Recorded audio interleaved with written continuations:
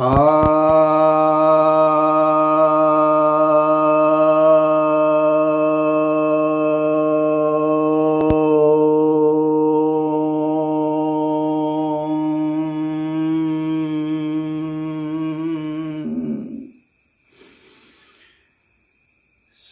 भक्तजनों को सप्रेम नमन।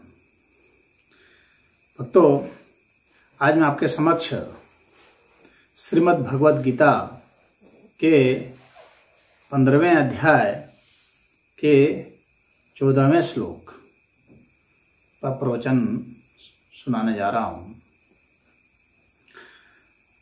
यह श्री भगवान उवाच है, अर्थात श्री भगवान कहते हैं, अहम वैश्वानरो भूत्वा प्राणिनाम देहम आश्रितः प्राण अपान समायुक्तः पचाम्यन्नम चतुर्विधम। अर्थात मैं वैश्वानर होकर प्राणियों के देह में स्थित रहता हूँ और प्राण अपान को एक साथ समान रूप से युक्त करके अन्न को पचाता हूं 4 तरीके से। तो भगवान यहाँ पर यह बता रहे हैं कि मैं ही वैश्वानर हूँ। वैश्वानर अर्थात जठराग्नि, अर्थात भोजन को चूसने, ग्रहण करने, पचाने की जो शक्ति है, उस अग्नि को, उस जठराग्नि को वैश्वानर कहा गया। वैश्वानर अर्थात ये पूरे विश्व की अग्नि है, पूरे विश्व की यह अग्नि है जो कि सबको पचाती है, पिघलाती है, गलाती है। तो उसका एक छोटा सा रूप, जो बाहर का जो ताप है, हीट है, जो कि सबको गला देती है, जो गर्मी, वह एक गर्मी हम लोग के भीतर भी है। सभी प्राणियों के भीतर गर्मी है। उस गर्मी के कारण ही उसमें गति है, उस गर्मी के कारण ही उसमें पचाने की क्षमता है। तो जितनी प्रकार की गतियां हैं उसमें उस गर्मी का, उस ताप ऊर्जा का बहुत महत्व है।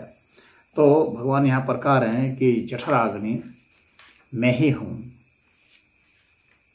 और कह रहे हैं कि प्राणियों के देह में मैं निवास करता हूँ, जठराग्नि के रूप में भी निवास कर रहा हूँ। यानी प्राणी, सभी प्राणियों, चाहे मनुष्य हों चाहे अन्य कोई भी जानवर है, वह जो भी भोजन कर रहा है, तो भगवान कह रहे हैं कि उन सभी में मैं जठराग्नि के रूप में हूँ।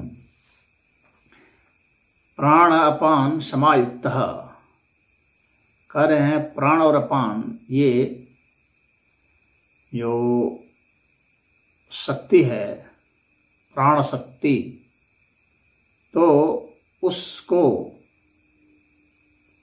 भगवान ने प्राण और अपान से यहाँ संयुक्त किया है। वास्तव में ये 5 प्रकार की मुख्य शक्तियां हैं, प्राण, अपान, समान, व्यान और उदान। ये 5 प्राणवायु कहे गए हैं, और 5 उप प्राण वायु भी हैं, जिसमें कि नाग, कुर्म, कृंकल, देवदत्त और धनंजय। तो ये 10 प्राणवायु कहे गए, लेकिन इस 10 में से 5 मुख्य हैं, और इस 5 में से एक मुख्य है जो है प्राण है। तो प्राण के ही ये भेद हैं। इन सबको भी एक साथ प्राण कहा जाता है, और इनमें से एक को भी प्राण कहा जाता है जो हृदय के आसपास के क्षेत्र में रहता है। यानी श्वास प्रश्वास जिसका काम है वह, और सर्कुलेटरी सिस्टम जो है वह उसके अधीन है। तो श्वास प्रश्वास आएगी जाएगी तो ही भोजन पचेगा। बाहर की जो हवा है वो आती है, ऑक्सीजन से भोजन पचता है। तो वह भगवान कह रहे हैं प्राण के रूप में हूँ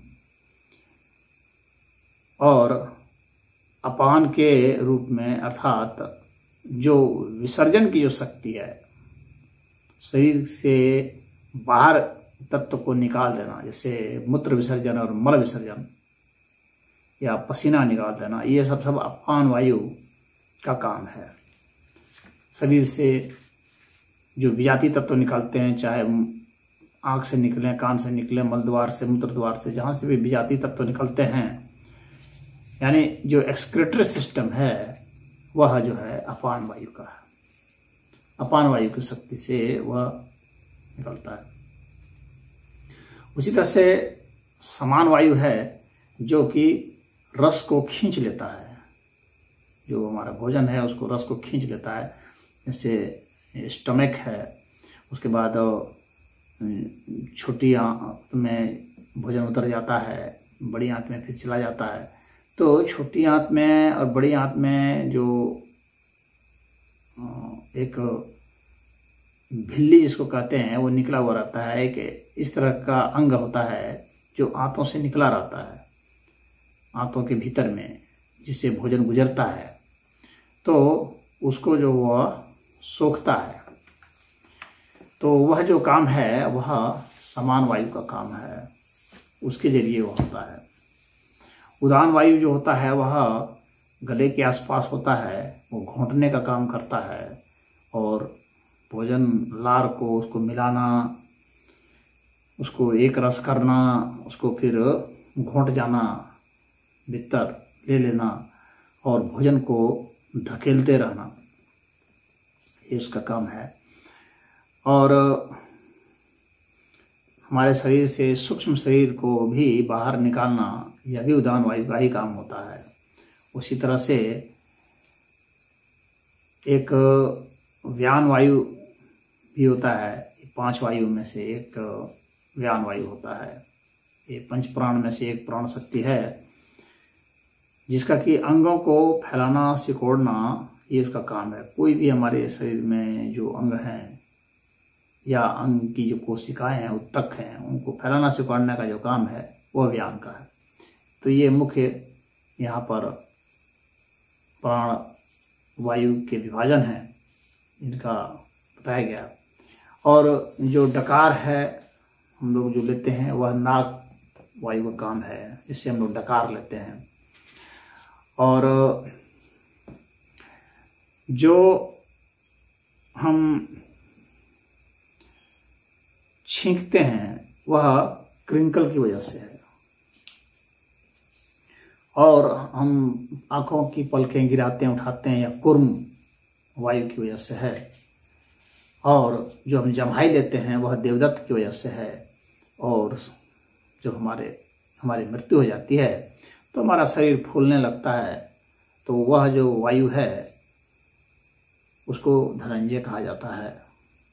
शरीर में बैक्टीरियल एक्शन होता है, उसके बाद शरीर हमारा फूल जाता है, बड़ा सा हो जाता है, कई गुना बड़ा हो जाता है फूल के। तो शरीर के तत्वों को खा करके बैक्टीरिया ऐसे कर देता है, तो वह वायु जो है वो धनंजय वायु कही जाती है। तो ये 5 प्रकार के मुख्य वायु और 5 प्रकार के उप वायु जो है ये बताया। कुल 10 प्रकार के वायु का शास्त्र में जिक्र है, इनके 10 प्रकार के काम बताए गए हैं। तो इनका सही अर्थ में प्रयोग करके भगवान कह रहे हैं समायुक्तः, सही अर्थ में प्रयोग करके भोजन को पचाते हैं। चतुर्विधम, 4 प्रकार से भोजन को ग्रहण करते हैं। एक तो चूस करके ग्रहण करते हैं, जैसे कि आम वगैरह को चूसा जाता है, जो देसी आम वगैरह होते हैं हम लोग चूसते हैं। तो किसी चीज़ को हम लोग चूस के भी खा सकते हैं। एक है चबा चबा करके खाना, जिसको भोज्य कहा जाता है, चूसना को चौस से कहा जाता है। और एक है उसको सीधा का सीधा खड़े खड़े जो है निगल जाना, सिप करके पी लेना, पेय में आ जाता है वह। जैसे कि हम लोग कोई लिक्विड चीज़ को हम लोग पीते हैं, जैसे दूध है, या निगल जाते हैं जैसे हलवा है। और लेह है, जिसको कि हम लोग चाट के खाते, जैसे चटनी है, शहद है। तो ये आयुर्वेद में बताए गए हैं कि इस प्रकार से भोजन लेने की विधियां हैं। तो इसके बाद जो है शरीर में हमारा भोजन पचता है। तो यह जो है चतुर्विधम, यहाँ पर जो है इसी 4 प्रकार को बतलाने के लिए चतुर्विधम का प्रयोग किया गया है। और पचाम्यन्नम, तो उस तरह के ये सभी को अन्न कहा गया है। चाहे हम भोजन को किसी भी चीज़ को लेते हैं, जो भी मतलब हमारा खाद्य पदार्थ है उसको यहाँ पर अन्न कहा गया है, चाहे वो तरल में हो चाहे किसी अर्थ में हो। तो वह भगवान ने कहा है कि पचाम्यन्नम। तो यहाँ पर अन्नम का मतलब सिर्फ उस अन्न से नहीं समझना चाहिए जो साधारण अर्थ में समझा जाता है। अन्नम का अर्थ है यहाँ पर सारे खाद्य पदार्थ, पेय पदार्थ, जो भी पदार्थ हम जो लेते हैं जिससे हम ऊर्जा लेंगे, वे सभी अन्न के तहत आ जाते हैं। तो यही यहाँ पर भगवान का मंतव्य है। तो इसमें इतना ही। ओम।